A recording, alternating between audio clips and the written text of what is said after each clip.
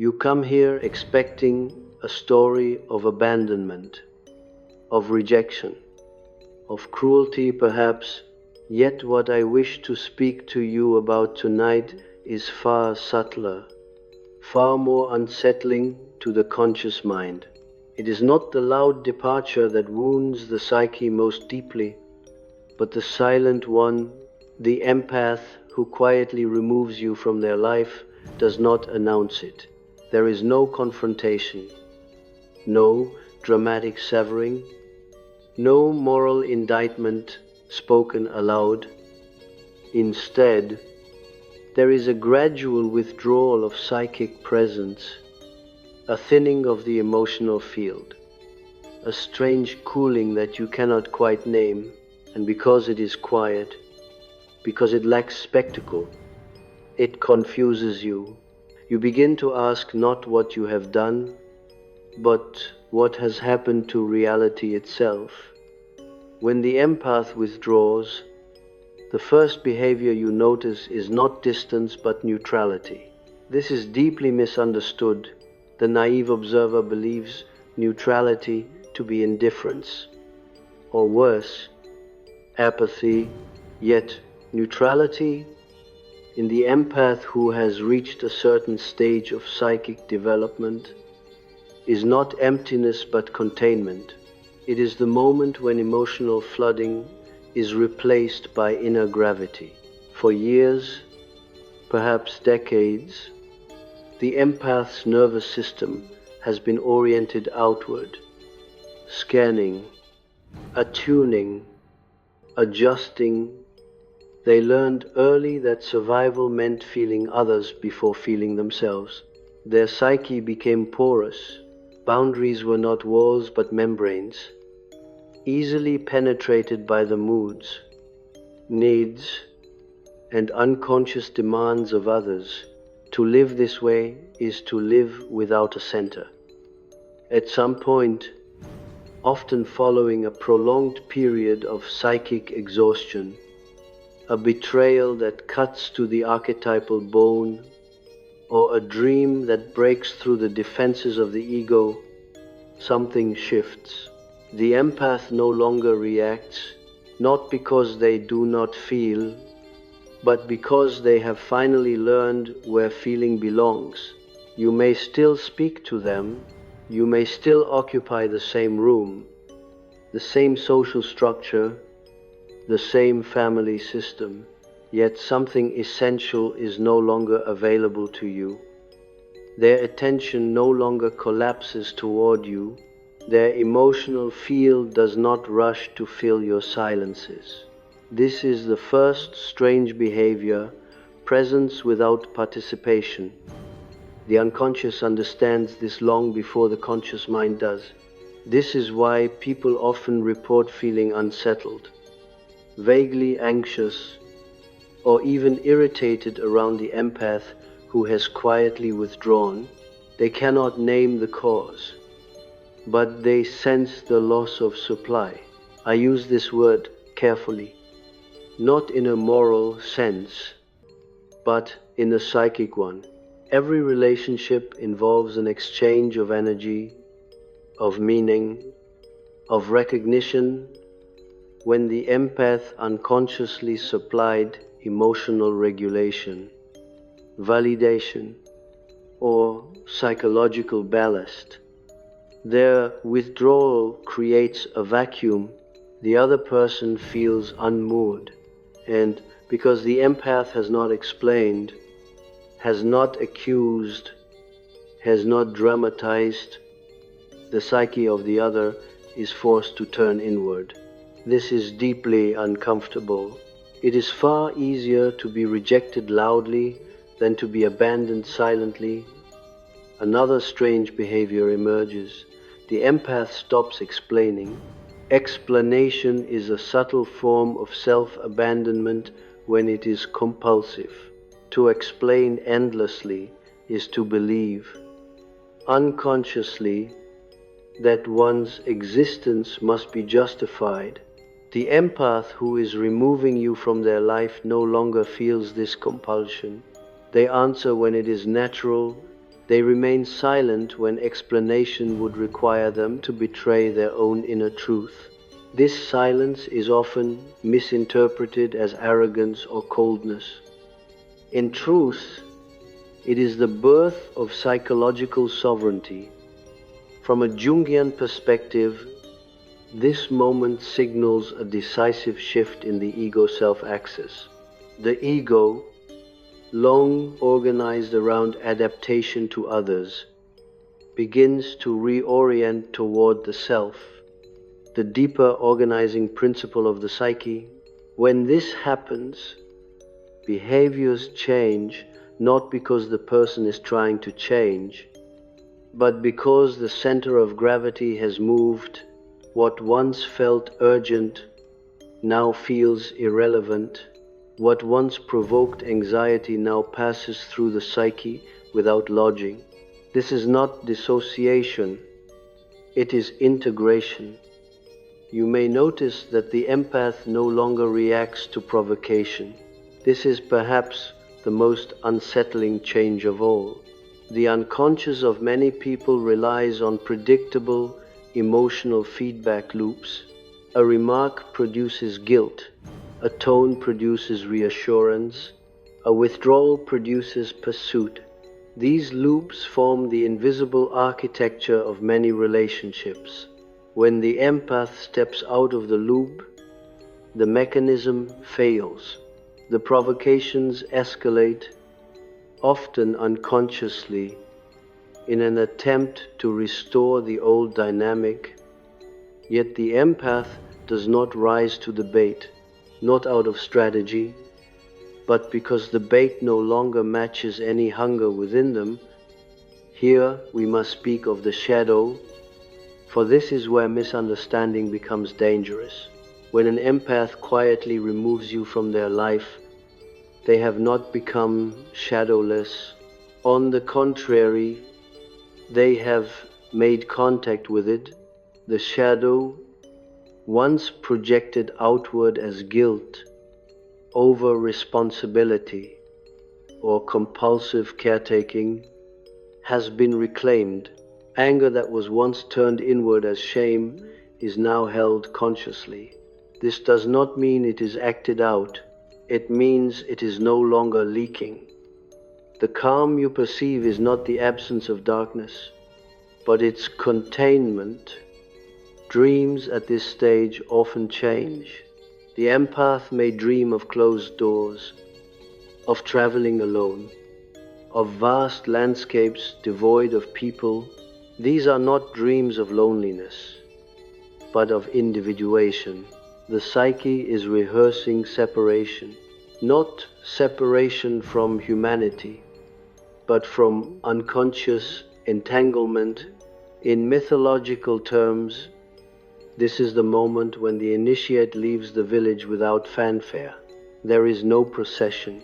No one notices until much later, when the gifts they once provided are no longer there. Another strange behavior is selective availability. The empath does not disappear entirely. This confuses those who believe removal must look like exile. Instead, the empath becomes precise. They choose when to engage, with whom, and for how long. This precision is not cruelty, it is discernment. For the first time, their yes is not a reflex, and their no is not an apology. This often triggers accusations of inconsistency. Yet, what has truly changed is that the empath is no longer available on demand. They are available by resonance. Resonance is a concept poorly understood by the conscious ego, but deeply familiar to the unconscious.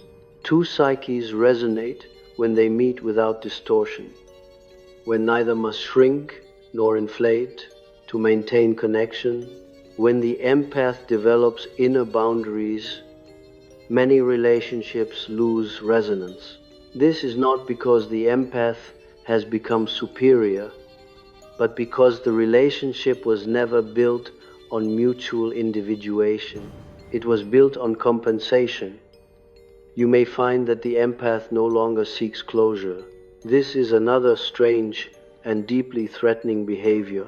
Closure implies a shared narrative, a mutual agreement about what happened and why, yet the psyche does not always heal through agreement. Sometimes it heals through withdrawal of investment. The empath understands, often intuitively, that further discussion would not bring truth but repetition, and so they stop. They do not demand understanding.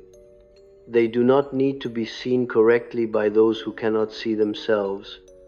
This quiet removal often activates the archetype of the abandoned child in others.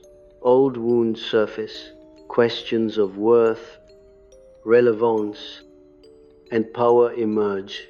Because the empath has not accused, the other person cannot defend. Because the empath has not explained, the other person cannot debate. They are left alone with their own unconscious material.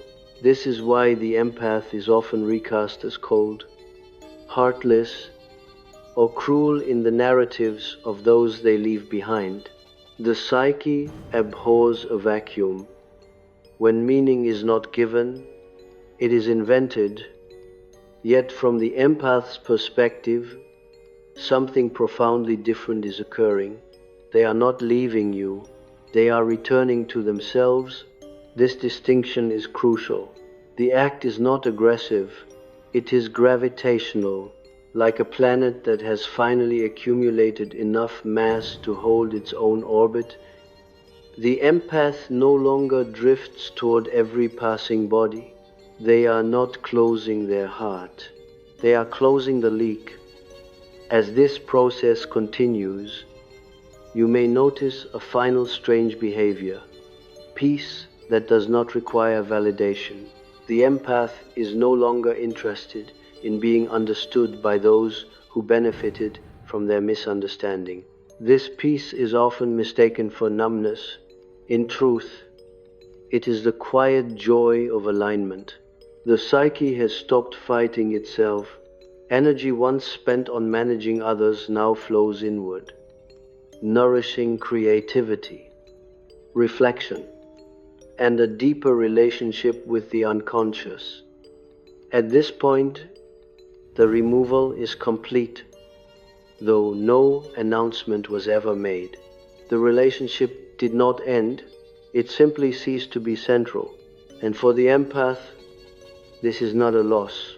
It is the beginning of a life organized not around reaction, but around meaning. You may believe, listening to this, that such a withdrawal must be cold, even ruthless.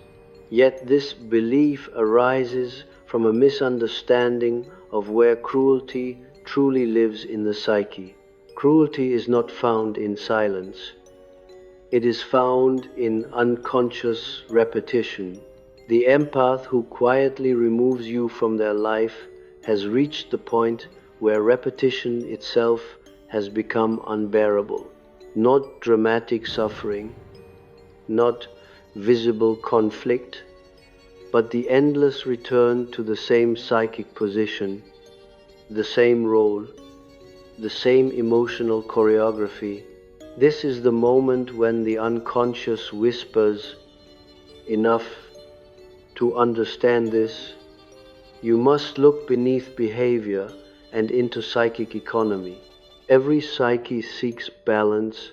When one person consistently absorbs emotional weight, mediates tension, regulates moods, or carries unspoken guilt, imbalance forms. The empath often performs this role unconsciously, believing it to be love, duty, or moral goodness. Yet the unconscious keeps score. Even when the ego refuses to, fatigue accumulates not only in the body but in the soul. One day, often without warning, the empath awakens to a sensation that cannot be argued with. Continuing as before would mean psychic death. This awakening is rarely intellectual. It arrives as a bodily knowing. A tightening in the chest when a familiar name appears. A dull heaviness when anticipating interaction. A sudden clarity after a dream in which the empath watches themselves from a distance. These signals are not pathology. They are messages from the self, insisting that life energy must be reclaimed. One of the strangest behaviors at this stage is the empath's refusal to rescue. This is deeply unsettling to those who relied on their presence as a stabilizing force. Crises that once summoned immediate response now meet calm acknowledgement or none at all. The empath has learned, often painfully, that rescue can be a form of collusion. To rescue endlessly is to prevent the other from encountering their own unconscious material. What looks like abandonment is, at a deeper level, a refusal to interfere with another's individuation. This refusal is not announced. There is no sermon, no moral lecture. The empath simply stops stepping in. From the outside, this feels like betrayal. From the inside, it feels like relief mixed with grief. Grief for the self that once believed love meant depletion. Relief that the nervous system no longer lives in constant vigilance. You may notice that the empath's compassion changes texture. It becomes quieter, less performative. They may still care deeply, but they no longer broadcast it. Compassion that has passed through the shadow loses its need for recognition. This is one of the most misunderstood transformations. Those accustomed to visible care mistake its absence for hostility. Yet what has vanished is not care, but the compulsion to prove it. In Jungian terms, the empath has withdrawn projection, where once they unconsciously sought validation, safety, or identity through others. They now recognize these needs as internal tasks. This withdrawal feels, to the projected upon, like rejection. In truth, it is the end of an illusion. The empath is no longer asking another psyche to carry what belongs to their own. This is why attempts to provoke explanation often fail. Questions are asked not to understand, but to restore the old psychic arrangement. The empath senses this, even if they cannot articulate it, and so they answer sparsely, or not at all. Silence becomes a boundary, not a wall, but a filter. Only what resonates passes through. Another strange behavior emerges here. The empath becomes uninterested in being right. This is deeply confusing to those who equate silence with defeat. Yet the empath has discovered that being right does not heal misalignment. Arguments are attempts to force coherence where none exists. The empath no longer seeks coherence with those whose inner world remains unexamined. They conserve their energy for inner dialogue, for dreams, for the slow work of integration. This often coincides with a noticeable decrease in emotional storytelling. The empath stops narrating their pain, not because the pain was imaginary, but because narrating it keeps it alive in the wrong way. Language has power. Repeating the same story binds the psyche to the same identity. The empath senses that to move forward, the story must be laid down. This silence is not repression, it is completion. At this stage, relationships reorganize themselves without explicit decision. Some fade, others transform, A few deepen unexpectedly, grounded now in mutual presence rather than unconscious need. The empath does not curate this consciously, it happens organically, as gravity reorganizes orbit.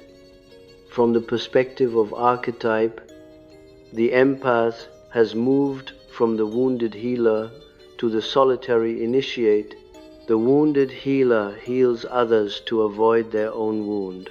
The initiate turns inward, allowing the wound to transform them. This requires solitude, not isolation, but aloneness, a space where the psyche can speak without interruption. Those who are removed quietly often sense this shift but misinterpret it. They may feel judged, even though no judgment was spoken. This feeling arises because the empath's withdrawal exposes contrast. When one psyche becomes centered, those around it feel their own fragmentation more acutely. The discomfort is internal, yet it is projected outward. This is why accusations intensify after the empath withdraws. Coldness, selfishness, arrogance, these are shadow projections. The empath, no longer willing to carry what is not theirs, becomes the screen upon which others project disowned traits. The empath senses this too, and it confirms their decision. To remain would be to re-enter the old pattern. Perhaps the most paradoxical behavior appears here. The empath feels sadness without regret.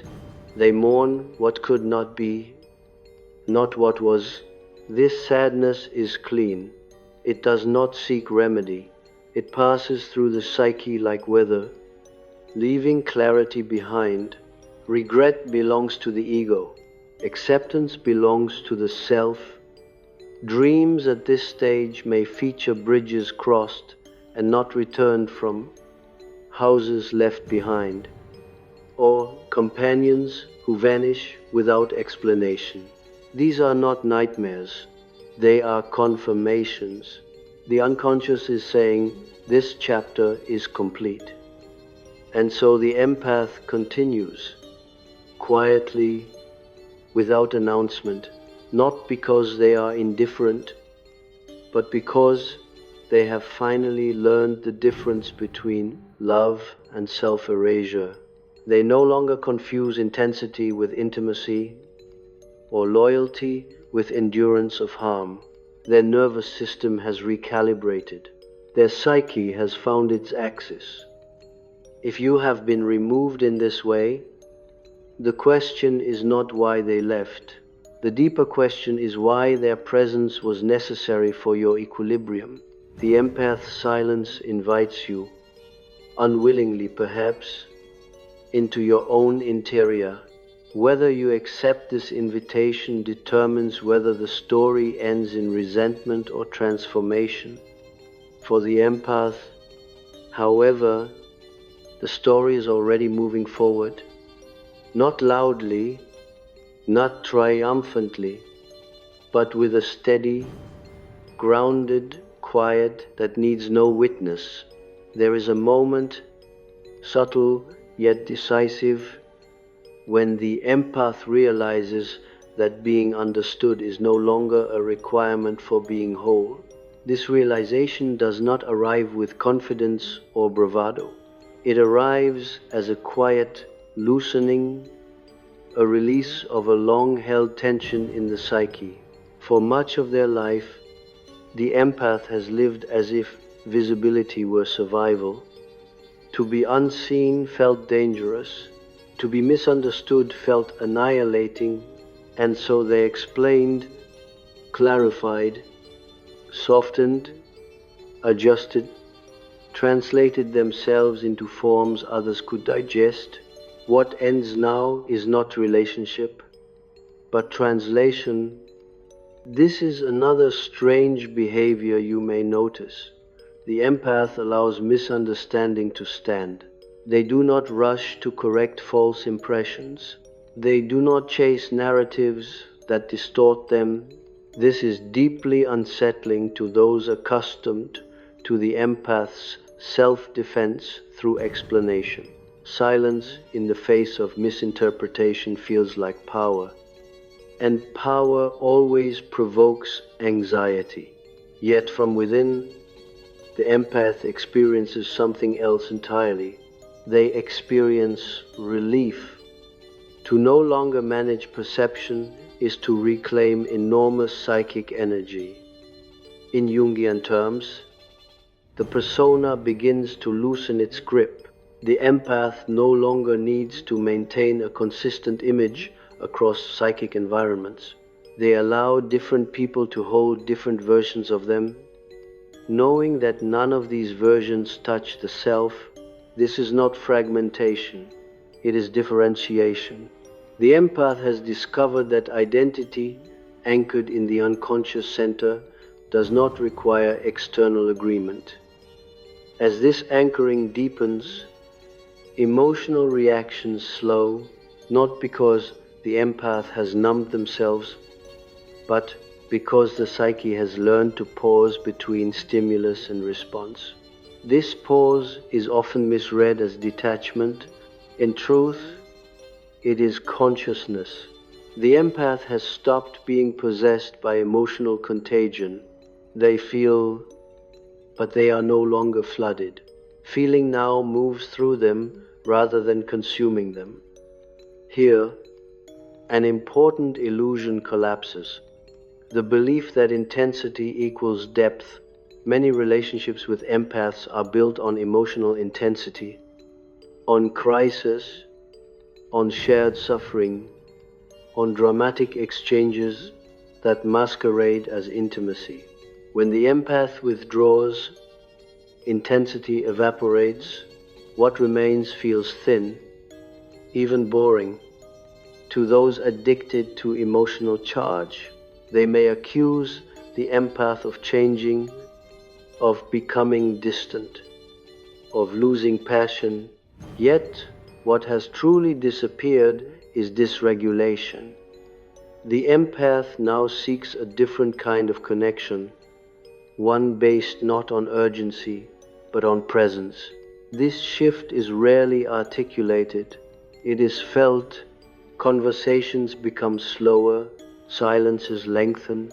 The empath listens without absorbing. They speak without over-revealing. This new rhythm feels unfamiliar, even threatening, to those who relied on emotional acceleration to feel alive. At this stage, the empath's relationship with guilt transforms. Guilt once functioned as a governing force, ensuring compliance, caretaking, and self-sacrifice. Now guilt is recognized as a signal rather than a command. It may still arise, but it no longer dictates behavior. This is profoundly destabilizing to systems that depended on the empath's guilt for cohesion. Family structures, friendships, and partnerships organized around unspoken emotional debts begin to wobble. You may observe that the empath no longer negotiates their boundaries. This is one of the clearest signs that removal is underway. Boundaries that require defense are not yet boundaries. They are requests. The empath has learned this through exhaustion, and so they stop negotiating. They state, if they speak at all, and then they follow through internally. Often, nothing needs to be said.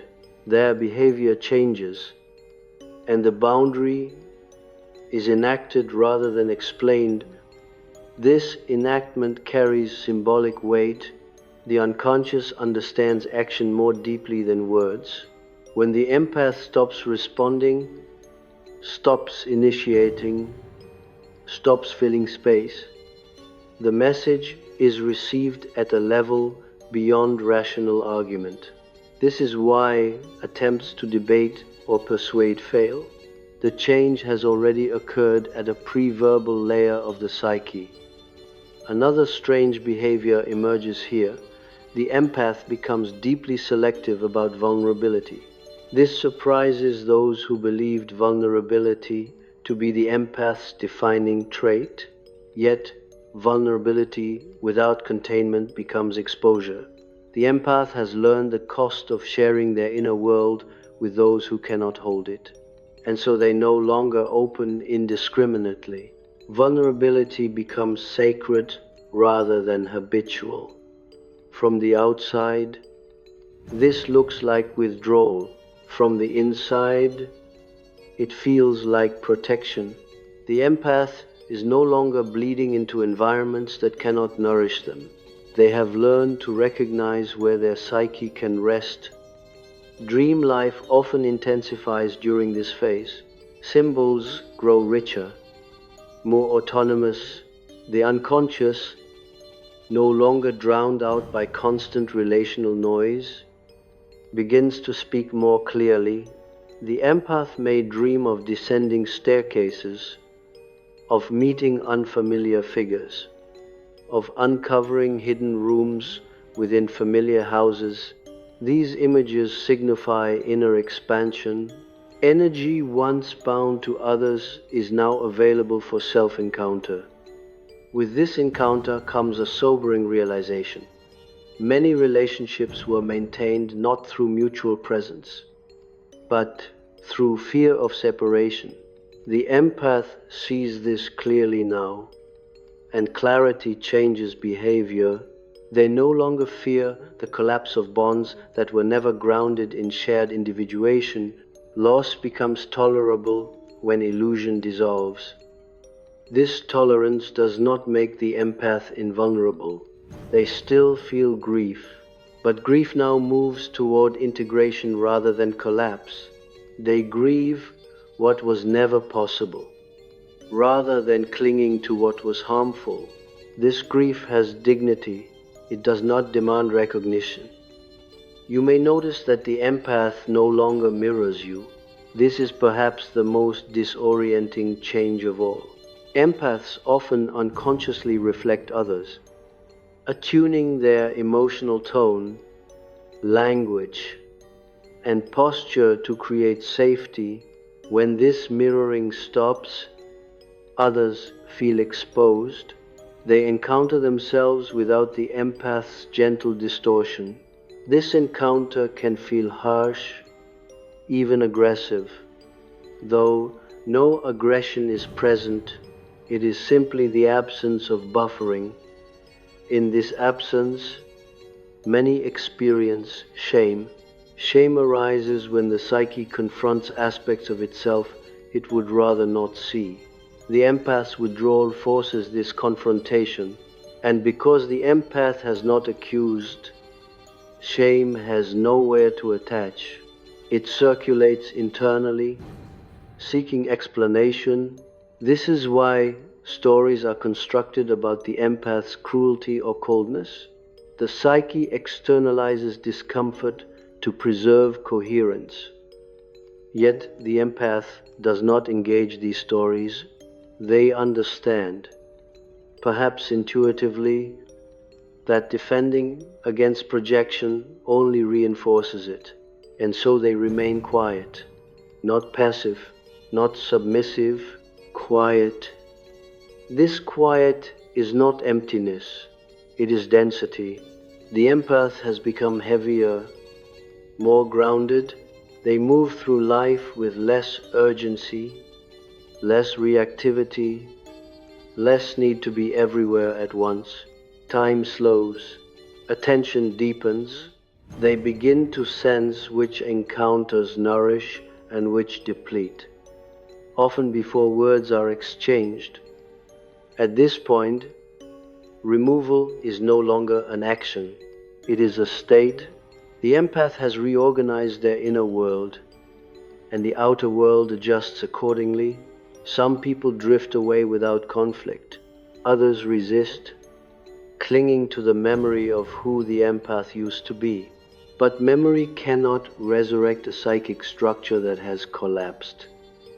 The empath does not return to the old self, not because they refuse, but because they cannot.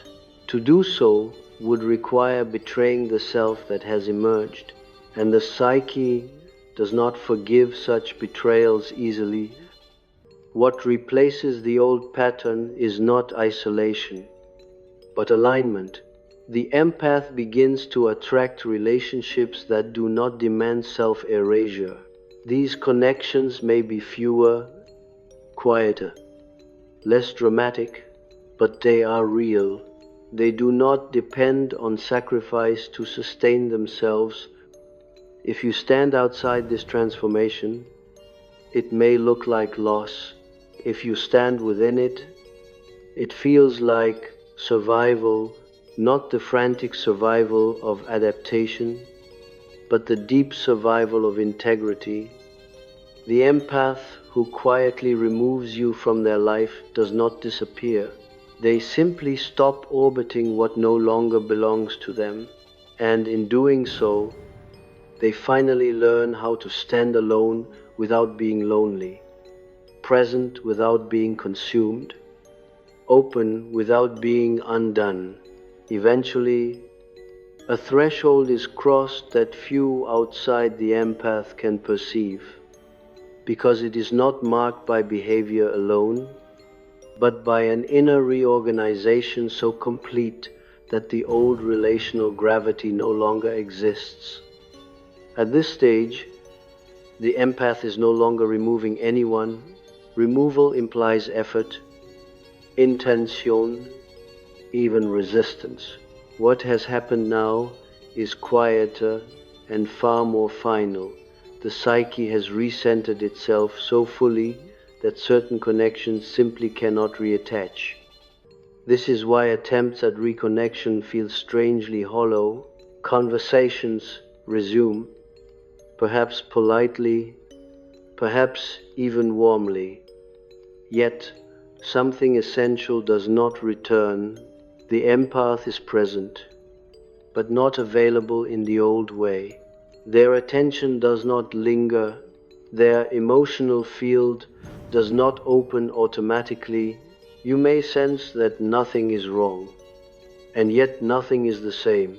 This ambiguity is unbearable for the ego, which prefers conflict to indifference, clarity to quiet finality.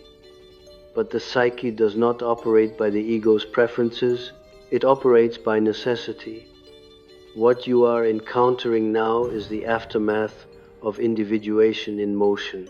Individuation, as I have long insisted, is not a self-improvement project, it is a reorientation of the soul.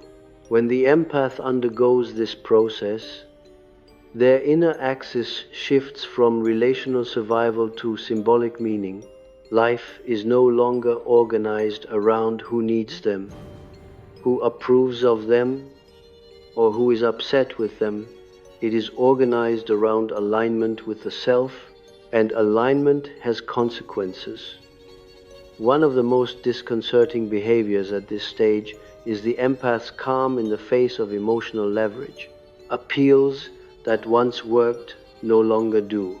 Sadness, urgency, nostalgia, even shared history lose their persuasive power. This is not because the empath has forgotten the past. It is because the past no longer governs the present. Memory has been integrated rather than reenacted. Here, many people make a fatal interpretive error. They assume the empath's calm means they never cared.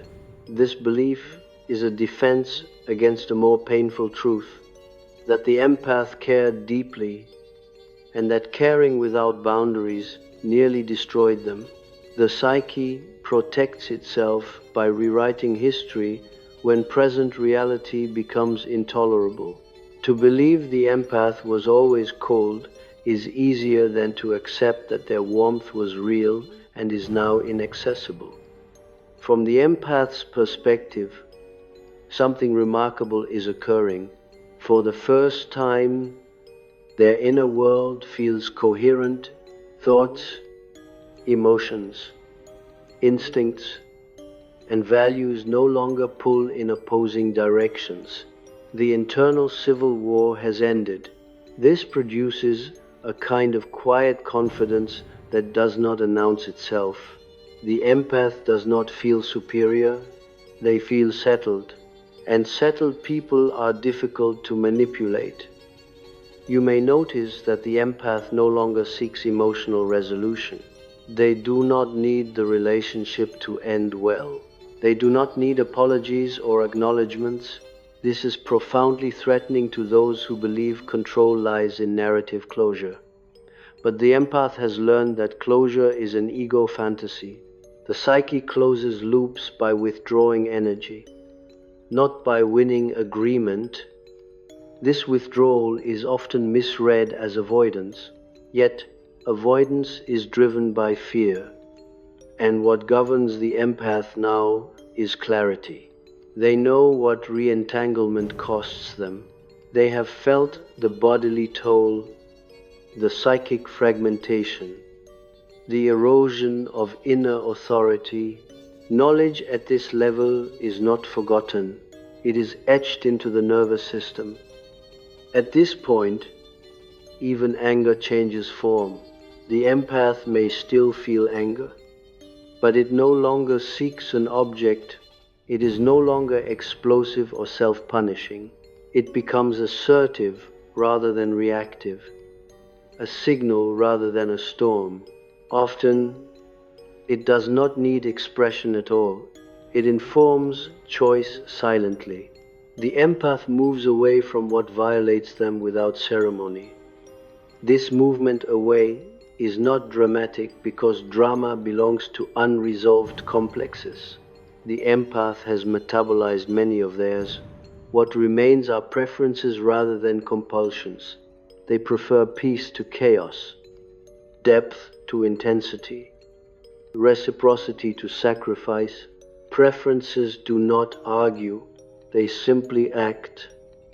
In dreams, the imagery now shifts again. Where once there were departures and thresholds, there may now be images of cultivation, gardens, libraries, workshops, solitary paths bathed in natural light. These symbols reflect an inner life that is no longer dominated by repair, but by creation. The psyche has moved from healing mode into living mode. This is why those left behind often feel strangely irrelevant, even when they remain physically present. Relevance is a function of psychic investment. When the empath withdraws that investment, relevance dissolves.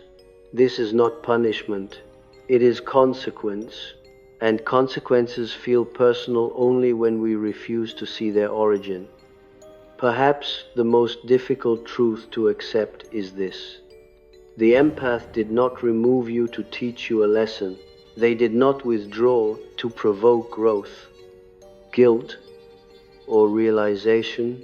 Any transformation that occurs in your psyche as a result is incidental, not intentional. The empath's movement was toward life, not away from you. To center yourself in their individuation is to miss its meaning entirely. This is why attempts to reassert importance often fail. The empath is no longer negotiating identity through relationship. They know who they are in solitude. Once this is known, being needed loses its intoxicating power. Love no longer requires self-abandonment to feel real. At the final stage, there is one last strange behavior that few recognize for what it is.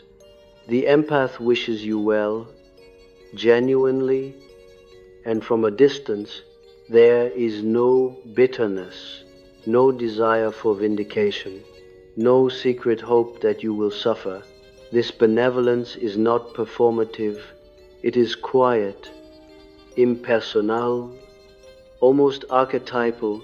It arises when the shadow has been sufficiently integrated that hatred is no longer required for separation. This benevolence is often mistaken for openness. It is not, it is the kindness of boundaries fully accepted. The empath does not wish to return. They do not wish to punish. They simply wish to continue. And so the story ends without an ending. No final conversation. No moral victory. No dramatic silence. Just a gradual fading of psychic relevance. Like a star whose light continues to reach you long after it has burned out elsewhere. For the empath, this is not tragedy, it is the quiet triumph of a soul that has learned, at last, how to belong to itself. There is something almost unbearable for the unexamined psyche about a departure that carries no anger. Anger at least keeps the bond alive. Anger still says you matter enough to react to. What unsettles most, what gnaws long after words have ended, is the empath's neutrality after meaning has withdrawn. Not indifference, not cruelty, but a calm that does not orient itself around you at all. At this stage, the empath's inner world has undergone a structural change. Earlier, withdrawal was an act of self-protection. Now it is simply the natural consequence of a psyche that has reorganized itself around inner authority. The empath no longer measures reality through relational tension. They do not ask whether something will upset you, disappoint you, or confuse you. They ask a quieter question, one that operates below language. Does this align with my inner truth, or does it fracture it? This question is not debated internally. The answer is felt somatically. A subtle constriction or an ease in the body, a sense of heaviness or lightness in the chest. The empath has learned to trust these signals because ignoring them once cost too much. And so decisions are made without drama. Invitations are declined without justification. Distance is maintained without hostility. From the outside, this looks passive. From the inside, it is profoundly active. Here, a final illusion collapses. The belief that connection must always be maintained to preserve humanity. The empath discovers something paradoxical and deeply Jungian, that certain forms of connection dehumanize. They strip the individual of psychic autonomy. They reduce the self to a function. When the empath steps out of such connections, they do not become less human, they become more real. This is why the empath's solitude now feels different. Earlier solitude carried loneliness, self-doubt, longing. Now it carries presence.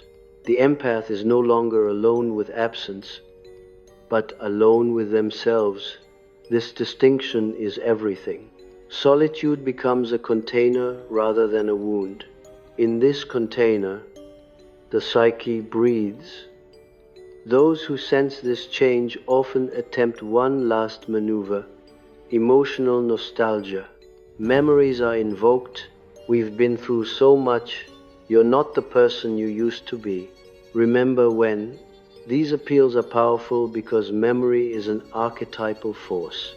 But memory only binds when it is fused with identity. The empath has loosened this fusion. They remember, but they do not live there. This is not forgetting, it is differentiation from the past. The empath understands that memory does not obligate continuation. Shared history does not guarantee shared future. This realization is often felt by others as betrayal, yet psychologically, it is maturation. The child's psyche clings to continuity for safety. The individuated psyche allows discontinuity without collapse. You may notice that the empath no longer responds emotionally to accusations. Being called selfish, cold, ungrateful, or changed no longer provokes defense. Defense would imply doubt. The empath no longer doubts what their nervous system and unconscious have confirmed. They have crossed the point where external evaluation determines internal reality. This is deeply destabilizing to relational systems that depended on the empath's self-questioning. When one member stops absorbing blame, the entire structure trembles, roles shift, old dynamics fail, and because systems resist change, the empath is often framed as the problem. This framing allows the system to preserve itself without transformation. Yet, the empath does not attempt to correct this narrative. They know something the system does not want to know, that explanations do not heal systems unwilling to evolve. To remain engaged would be to sacrifice the very integrity they fought to reclaim. At this depth, the empath's compassion becomes almost impersonal. They no longer pity, they no longer rescue, they understand that suffering has meaning, and that interference can be a form of violence. This does not make them cruel, it makes them respectful of the psyche's own intelligence. This is where many misunderstand Jung's notion of love.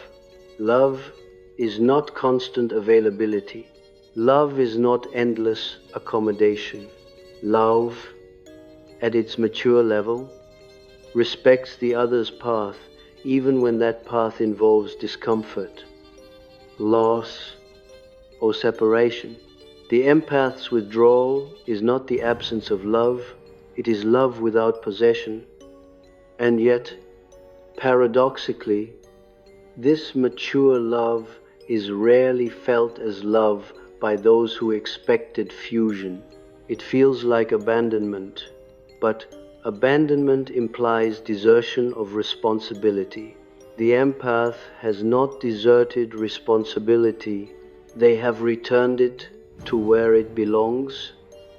Internally, something stabilizes further. The empath's inner critic softens. That relentless voice that once demanded goodness, patience, endurance.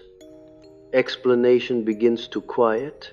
In its place emerges a different inner presence, not permissive, not harsh, but grounded. This presence does not argue, it observes, it guides through resonance rather than command. Dreams may now feature figures of quiet authority, an old guide, a watchful animal, a calm teacher who does not speak much. These are symbols of the self's integration into consciousness. The empath is no longer driven by unconscious archetypes, they are in dialogue with them. This is why returning to old dynamics feels impossible. It would not merely be unpleasant, it would be disorganizing, like asking an adult to inhabit the psyche of a child again. Regression at this stage feels like violence against the self, and the psyche resists violence instinctively. From the outside, this resistance is invisible. All that is seen is absence, less availability, less reaction, less engagement. But absence is not emptiness. It is filled with something else now, meaning coherence, inner alignment. The empath has not become unreachable because they are wounded. They have become unreachable because they are whole. And wholeness has a strange effect on those who encounter it without having touched their own. It does not soothe, it exposes, it reveals where energy has been borrowed rather than generated. It mirrors, without intention, the work left undone. This is why the empath's quiet removal lingers in the psyche of others long after contact has faded. There is no scene to replay, no argument to resolve, no apology to demand. There is only a sense of something having shifted irreversibly, and irreversibility is terrifying to the ego. But for the empath, irreversibility is peace. It means the psyche no longer oscillates between knowing and betraying itself. It means the inner compass no longer spins wildly in response to external pulls. It means the long exile from the self has ended. They do not announce this.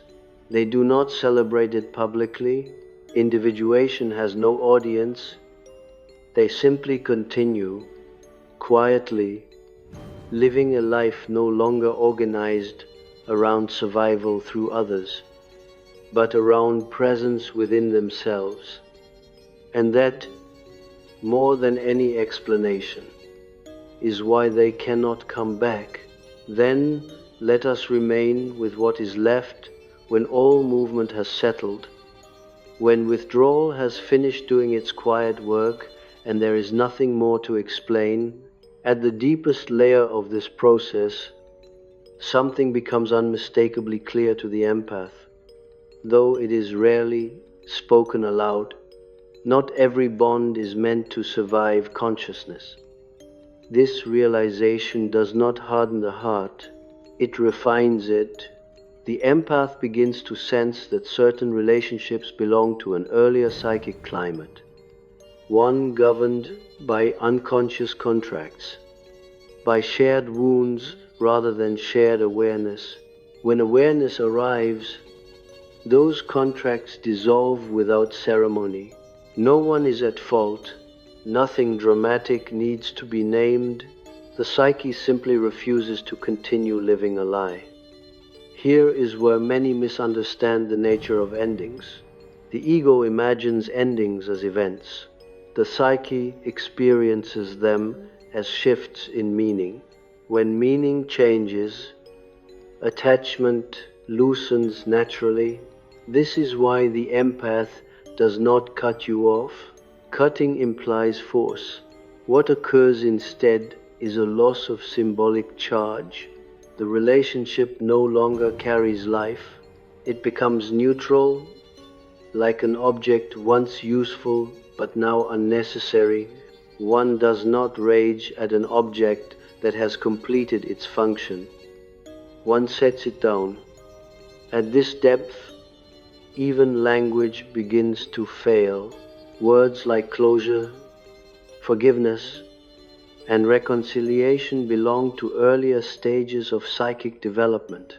They assume two egos negotiating reality. But what has occurred here is not a negotiation. It is a reorientation of the soul.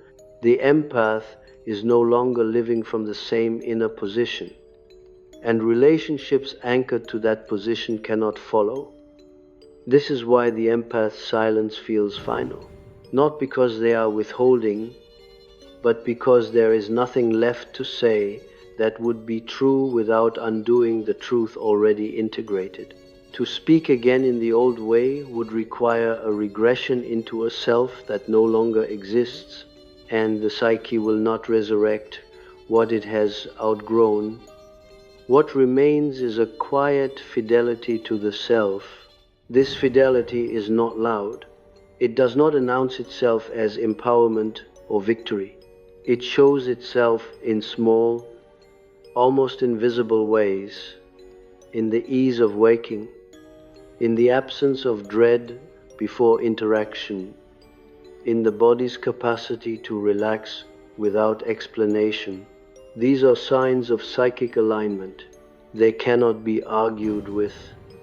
For those who were quietly removed, the lingering question is often not about the empath, but about the mirror that vanished. Empaths, especially in their earlier form, function as reflective surfaces. They soften, absorb, translate, and humanize the inner world of others. When that mirror disappears, people are left alone with themselves. Some experience this as loss, others experience it as exposure. Few recognize it as an invitation. For the empath, however, the invitation has already been accepted. They have stepped into a life that no longer requires them to disappear in order to belong. They have learned that love without selfhood is not love, but survival masquerading as virtue, and they have paid the cost of learning this lesson fully. This is why there is no return, not because of pride, not because of punishment, but because the psyche does not reverse its own maturation. Once the center has been found, orbiting the periphery feels false.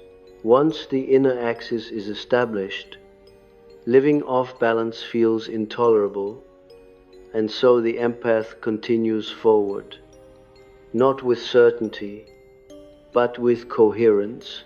They do not know everything. They do not claim enlightenment. They simply know where they cannot go anymore. That knowledge is enough. If you are listening from the place of having been left behind, understand this: the silence is not a verdict on your worth.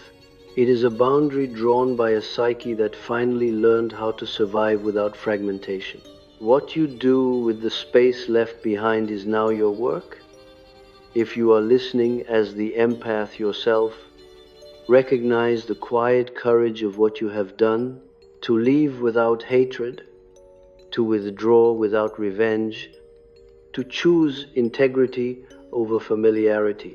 These are not small acts. They are the invisible milestones of individuation. And so this teaching does not end with instruction, but with stillness, with the understanding that some truths are not meant to be resolved, only lived, that some departures are not meant to be explained, only honored, that some silences are not empty, but full of a life reclaimed. The empath who quietly removes you from their life does not vanish into absence. They step into presence, their own, and from that place there is nothing more to add, nothing more to defend, nothing more to take away, only the quiet continuation of a soul that has finally come home to itself.